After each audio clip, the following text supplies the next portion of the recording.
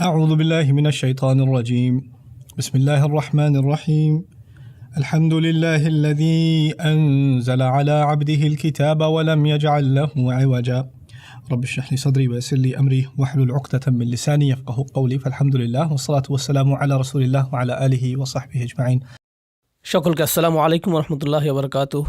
আজকে আমি আশা করছি যে আমি নিজে এবং আপনারা সকলেই সূরা কাহফ সম্পর্কে কিছুটা জানতে পারবো, যেটা হলো কোরআনের 18তম সূরা। আমি সূরাটি সম্পর্কে কিছু বিখ্যাত বর্ণনা দিয়ে শুরু করব। আন আবি দারদা আন্না নবী সাল্লাল্লাহু আলাইহি ওয়াসাল্লাম قال من حفظ 10 آيات من أول سورة الكهف عصم من دجال। আবু দারদা কর্তৃক বর্ণিত রাসূল সাল্লাল্লাহু আলাইহি ওয়াসাল্লাম বলেছেন, সূরা কাহফের প্রথম 10টি আয়াত যে মুখস্থ করবে সে দাজ্জালের ফিতনা অথবা দাজ্জালের পরীক্ষা অথবা স্বয়ং দাজ্জাল বা ভণ্ড মাসিহ থেকে সুরক্ষিত। عن أبي سعيد الخدري رضي الله تعالى عنه أن النبي صلى الله عليه وسلم قال من قرأ سورة الكهف في يوم الجمعة أدعى له من النور ما بين الجمعتين। আবু সাঈদ আল খুদরি রাদিয়াল্লাহু তাআলা আনহু বলেন, যে ব্যক্তি জুমাবারে সূরা কাহফ পাঠ করবে এটা তার জন্য নূর তৈরি করে যা এক জুমা থেকে পরবর্তী জুমা পর্যন্ত স্থায়ী হয়। এই সূরাটির উদ্দেশ্য হল মানবজাতির সর্ববৃহৎ যে পরীক্ষার সম্মুখীন হবে তা থেকে সুরক্ষা দেয়া, যার সম্পর্কে স্বয়ং রাসূল সাল্লাল্লাহু আলাইহি ওয়াসাল্লাম সতর্ক করেছেন। সূরাটি নিজেও সেই কঠিন পরীক্ষাকে বা'সান শাদীদাম মিন লাদুনহু বলে উল্লেখ করেছে, যার অর্থ স্রষ্টা কর্তৃক নির্ধারিত ভয়ঙ্কর যুদ্ধ। আর ঈমানদারদেরকে অভিনন্দন জানানো হয়েছে এই বলে যে তাদের সৎ কাজগুলো বিফলে যাবে না। এটি একটি গভীর তাৎপর্যপূর্ণ সূরা, অত্যন্ত অনন্যভাবে বিন্যস্ত। আমি এই সম্পর্কেও আপনাদের কিছুটা বলবো। আমরা জানি যে সূরাটি 4টি ঘটনায় বিভক্ত, কিন্তু এটা তার চেয়েও কিছুটা বেশি জটিল। এতে রয়েছে 4টি অনুচ্ছেদ এবং 4টি ঘটনা। তো আমি চাই যে আপনি এভাবে চিন্তা করুন যাতে সূরাটির বিষয়বস্তুকে নিজের মস্তিষ্কে সাজাতে পারেন, আর তা হলো আপনি এটাকে 2টি খণ্ডে চিন্তা করতে পারেন। ওকে, তো সূরাটির প্রথম খণ্ডের শুরুতে রয়েছে একটি অনুচ্ছেদ যা আল্লাহর দেয়া খুতবা, যা আমাদেরকে এই জীবনের ক্ষণস্থায়ী প্রকৃতি সম্পর্কে শেখায়। এরপরে রয়েছে প্রথম ঘটনাটি, এরপরে রয়েছে আরেকটি খুতবা, যার পরে রয়েছে আরেকটি ঘটনা। তো এই সূরাটিতে 2 ধরনের উপাদান রয়েছে, খুতবা এবং ঘটনা। খুতবা অর্থ আয়াতের সমষ্টি, যা আপনাকে শিক্ষা দেয় গভীর তাৎপর্যপূর্ণ কোনো বাস্তবতা সম্পর্কে, যেমন এই জীবনের স্বল্পস্থায়ী প্রকৃতি, অথবা বিচার দিবস কেমন হবে, অথবা কী ধরনের মানুষেরা সফল এবং কী ধরনের মানুষেরা ব্যর্থ।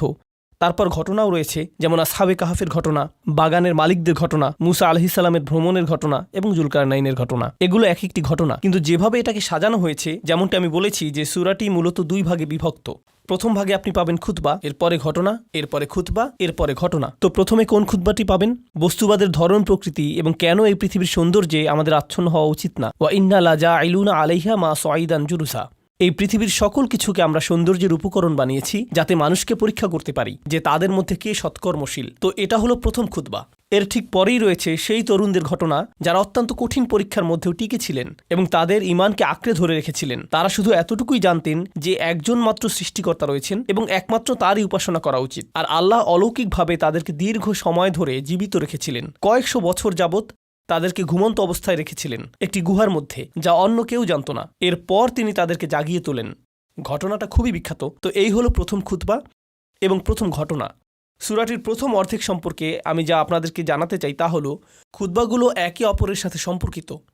ইনশাআল্লাহ আমার করা সূরা কাহফ সম্পর্কিত আরও বিস্তারিত আলোচনাতে আপনারা দেখতে পাবেন আসলে প্রথম খুতবা এবং দ্বিতীয় খুতবাটি একে অপরকে পূর্ণতা প্রদান করে, আর ঘটনাগুলো একে অপরকে পূর্ণতা প্রদান করে। তো আসহাবে কাহফের এই ঘটনাটি হলো প্রথম ঘটনা। দ্বিতীয় ঘটনাটি হলো 2 বাগানের মালিক সম্পর্কে। তাদের একজনের ছিল প্রচুর সম্পত্তি, তার ছিল অনেক বড় বাগান যার মাঝখানে নদী প্রবাহিত ছিল। তার এরকম বাগান ছিল 2টি, যেগুলো প্রত্যাশা অনুযায়ী 100 ভাগ ফসল উৎপন্ন করত। অলাম তাজলিম মিনহু শাইআ, সেখানে ত্রুটিপূর্ণ কিছুই ছিল না, একটি আঙুরও গাছ থেকে পড়েনি, সেটা এরকম জায়গা। আর অন্য ব্যক্তিটি তার সম্পদের বিবেচনায় এতটাই নগণ্য ছিল যে এমনকি তার সম্পত্তির কথা কোরআনে উল্লেখই করা হয়নি। তাদের একজন অন্যজনকে তুচ্ছ করে কথা বলেছে এবং আল্লাহ তাকে একটি শিক্ষা প্রদান করেছিলেন তার সকল সম্পত্তি কেড়ে নেওয়ার মাধ্যমে। তার গোটা বাগানই ধ্বংসপ্রাপ্ত হয়ে গেল। এখন এই 2টি ঘটনা, অর্থাৎ গুহার অধিবাসীদের ঘটনা এবং বাগানের মালিকদের ঘটনা, এই ঘটনা 2টির অসাধারণ দিকগুলো হলো, একদিকে আপনি এমন তরুণদের সামর্থ্যকে উপেক্ষা করছেন যাদের কোনো বস্তুগত উপায় উপকরণ নেই। বস্তুবাদ শুধুমাত্র অর্থপ্রীতি, সম্পদপ্রীতি এবং মর্যাদার আকাঙ্ক্ষাই না, বরং এই ধারণাও বস্তুবাদ যে আপনি বিশ্বাস করেন শুধুমাত্র বস্তুগত উপায় উপকরণই আপনাকে সাহায্য করতে সক্ষম। এরকম যে আপনার সামর্থ্যের একমাত্র উৎস হল দৃশ্যমান বস্তুগত উপায় উপকরণ। আল্লাহ একদিকে এর অপনোদন করেছেন তরুণদের সামর্থ্যের ব্যাপারে আমাদের অবমূল্যায়ন দ্বারা। যদি তারা গুহায় লুকিয়ে থাকে, কতদিনই বা তারা বেঁচে থাকবে?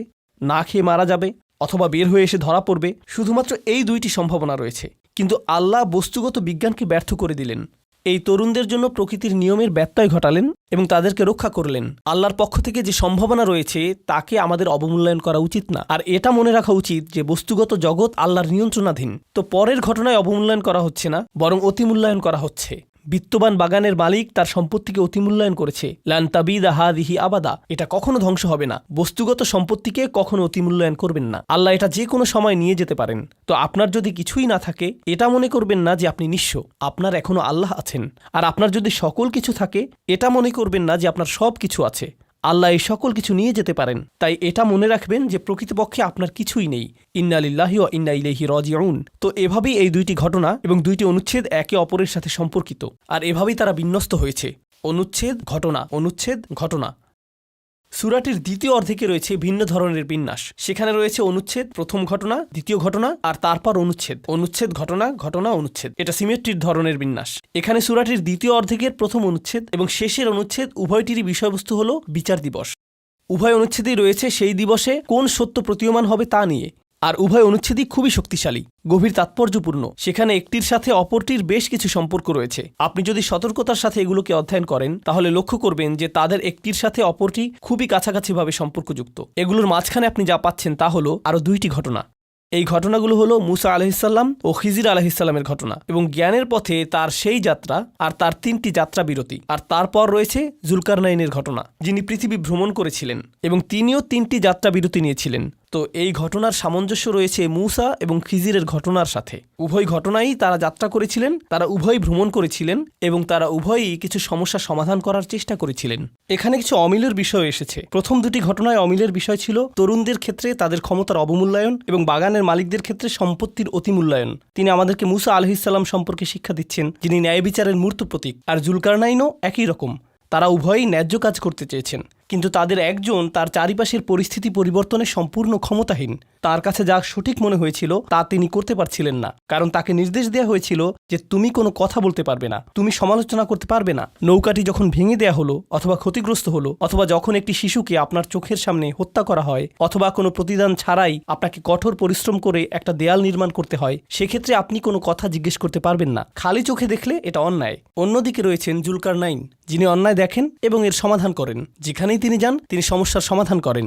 মানুষ তার কাছে সমস্যা নিয়ে আসে আর তিনি তা সমাধান করেন। এখানে আল্লাহ এই অমিলটির মাধ্যমে যা বোঝাচ্ছেন তা হলো, কখনো বস্তুগতভাবে আপনার ক্ষমতা থাকবে পরিবর্তন আনার জন্য এবং কখনো কখনো আপনার তা থাকবে না। কখনো বৃহত্তর পরিকল্পনা চলমান থাকবে, বড় পরিকল্পনা বাস্তবায়নরত থাকবে। আর ইমানদারদেরকে অনুধাবন করতে হবে যে কখনো তাদের নাগালের মধ্যে বস্তুগত উপায় উপকরণ থাকবে এবং অন্য সময় তাদের নাগালের মধ্যে বস্তুগত উপায় উপকরণ থাকবে না, সঠিক কাজটি করার জন্য, ন্যায় বিচারকে কার্যকর করার জন্য। আর আমাদের অবস্থা এই দুইটির মধ্যে যে কোনো একটি হতে পারে। আর এই সবগুলো ঘটনার সারাংশ হিসেবে আল্লাহ বিস্ময়কর এই সূরাতে আমাদেরকে যা দিয়েছেন তা হলো পার্থিব জীবনের প্রতি আমাদের কাঙ্ক্ষিত দৃষ্টিভঙ্গি। ক্ষমতা থাকাটা আশীর্বাদ নয়, ক্ষমতা বঞ্চিত হওয়াটাও আশীর্বাদ নয়। আপনার যদি ক্ষমতা থাকে, এটাকে সঠিক পথে ব্যবহার করুন। যখন আপনার ক্ষমতা না থাকে, অনুধাবন করুন যে আপনার এখনো অনেক কিছু করার আছে, আপনার এখনো অনেক কিছু শেখার আছে এবং আপনার কাছে ক্ষমতা না থাকার পেছনেও কারণ রয়েছে। যখন আপনার কোনো উপায় উপকরণ থাকে না, সেক্ষেত্রে হয়তো সেই তরুণদের মতো কোনো মহাপরিকল্পনা বিদ্যমান রয়েছে। আল্লাহ যে কোনো উপায়ে আপনাকে সহায়তা করবেন। আর যখন আপনার প্রচুর বস্তুগত উপায় উপকরণ থাকে, অর্থ, মিডিয়া, ক্ষমতা, খ্যাতি ইত্যাদি ইত্যাদি, এগুলো কোনোটারই মূল্য নেই। আল্লাহ সেগুলো কেড়ে নিতে পারেন যখন তিনি ইচ্ছা করেন। তো সূরাটির শেষে এসে আমাদের নির্ভরতা সম্পূর্ণ চলে যাবে আল্লাহর কাছে। আমরা এখন সমাপ্তির দিকে যাচ্ছি। দাজ্জালের ধারণাটি হলো আসলে এমন কেউ যে বস্তুগতভাবে, বাহ্যিকভাবে, পার্থিবভাবে অবিশ্বাস্য জিনিস তৈরি করতে পারে। সে এমন জমিতে শস্য উৎপাদন করতে পারে যেখানে কোনো ফসল হয় না। সে এমন গতিতে ভ্রমণ করতে পারে যা অন্য কেউ পারে না। সে মৃতকে জীবিত করতে পারে এবং এমনভাবে উপস্থাপন করতে পারে যেন মৃত ব্যক্তি জীবিত ফিরে এসেছে। সে এই সকল বিস্ময়কর পার্থিব বস্তুগত কাজ করবে আর মানুষ এটা দ্বারা সম্মোহিত হয়ে যাবে এবং তার উপাসনায় লিপ্ত হবে। ঈমানদারদেরকে নির্দেশনা দেয়া হয়েছে যে এই সূরাটি তোমাদেরকে উজ্জীবিত করে রাখবে, কারণ এই সূরাটির কারণে তুমি যা দেখো তার দ্বারা সম্মোহিত হয়ে পড়বে না। আপনি বুঝতে পারবেন যে আপনি যা দেখতে পান এর একটি বাস্তবতা রয়েছে, কিন্তু এর চেয়েও অনেক বেশি বাস্তবতা রয়েছে যা আপনি আমি দেখতে পাই না এবং উপলব্ধি করতে পারি না। আর এটাই আল্লাহ আযজা ওয়া জাল্লার ক্ষমতা, যা সর্বদা কার্যকর। এই বলে আমি গভীর তাৎপর্যপূর্ণ এবং চমৎকার এই সূরাটির সারসংক্ষেপের এই আলোচনার প্রতি শুক্রবার এটি পাঠ করার চেষ্টা করুন। এটা আপনার জন্য খুবই খুবই উপকারী। উপসংহার টানছি। বারাকাল্লাহু লি ওয়া লাকুম। আসসালামু আলাইকুম ওয়া রাহমাতুল্লাহ।